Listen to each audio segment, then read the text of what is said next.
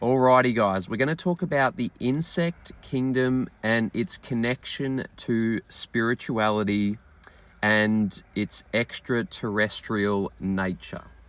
Okay, many of you have been getting signs and synchronicities around cosmic disclosure, okay, feeling as if you're on the edge or the verge of receiving extraterrestrial communication, okay?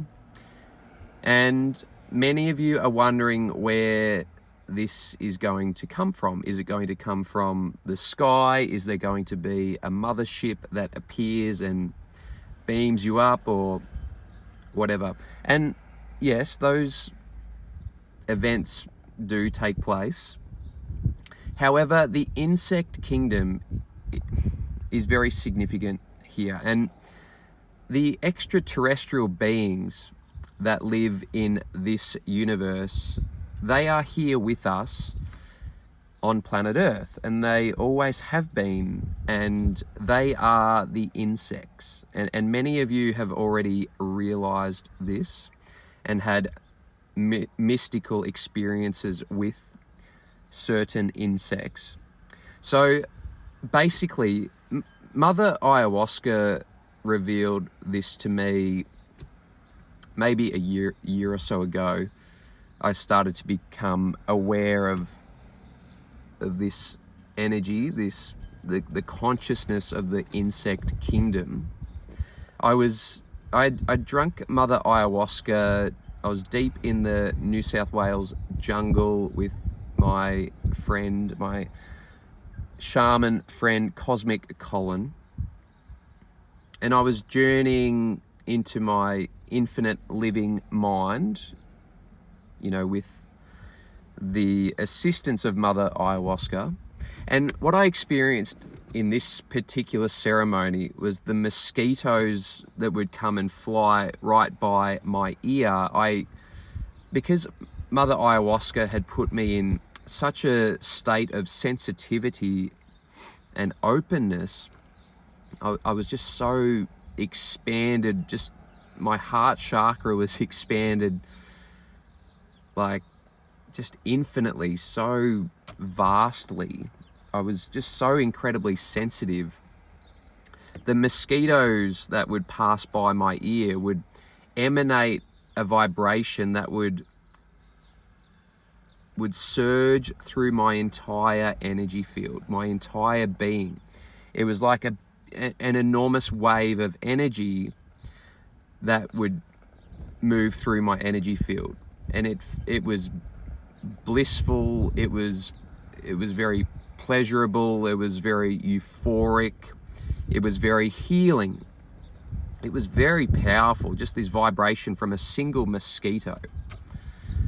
So that was the beginning, or actually wasn't the beginning. I've had some other experiences as well, but that was a powerful remembering of the power of the insects and the frequency that they hold, and it's the sound that they vibrate. They're actually very powerful sound healers, the insects. Whether it's the crickets, whether it's the mosquitoes, flies, okay, they all emit a frequency. And if you are able to be really still and listen and tune into the sound inside of your ears, okay, my good friend Keenan Crisp taught me this about 9 years ago, to meditate in stillness and listen to the sound inside my inner ear. So that Keenan helped me to activate this as well. Keenan, Mother Ayahuasca, yoga. I had another experience at the yoga ashram out at Rockland, where I'd been out there for maybe a week or so, and I was in the veggie garden doing some weeding, and a tiny little insect, it was like one of those really tiny insects with wings, landed on me and got my attention and paused, and I watched it for several minutes, and it did this little dance. It was like this little, it just captivated me fully. And it just spoke to my soul. So I started to realize that the insects were healing. Like, from my perspective anyway, they were having a healing effect on me. And so I started to play around with this, and I've been camping a lot the last 12 months. I actually became homeless for a period and was forced to go, and I've been living in my swag for a large part of the last 12 months. And so when you're out camping, you know, you get lots of insects, flies landing on your face, mosquitoes biting you. And I practice a deep level of surrender, right? A lot of 10 of Swords energy, because yoga has taught me the power of surrender. You know, many of the powerful yoga mentors that I have worked with have really drummed that into me, that the power of surrender, trusting the divine.